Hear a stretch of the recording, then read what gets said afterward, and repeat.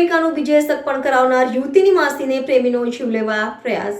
માસીને ઝેર પીવડાવી મારવાનો ચકચારી બનાવ. ભરૂચમાં પ્રેમિકાનું બીજે સગપણ કરાવનાર પ્રેમિકાની માસીને પ્રેમીએ ઝેર પીવડાવી મારી નાખવાનો પ્રયાસ કરતા માસીને સારવાર માટે હોસ્પિટલમાં દાખલ કરવામાં આવી છે.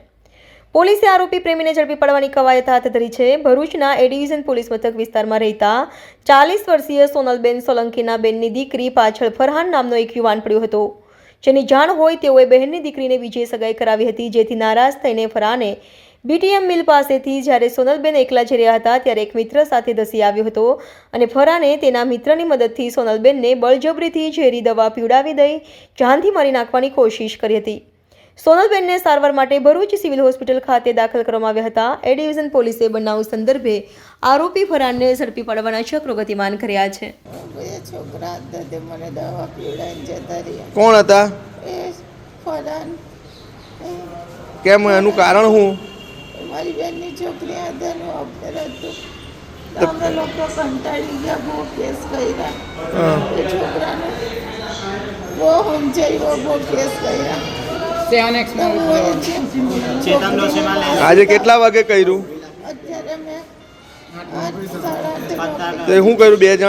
બે જણ આવીને એક જણ મારા હાથ પકડાવ્યા, એ પેલા એ મોં દબા પકડીને દવા પીવડાવી. ઓકે, તમે ક્યાં રહો? આનંદનગર. અચ્છા, તમારું આખું નામ? સોનલ અમૃત સોલંકી.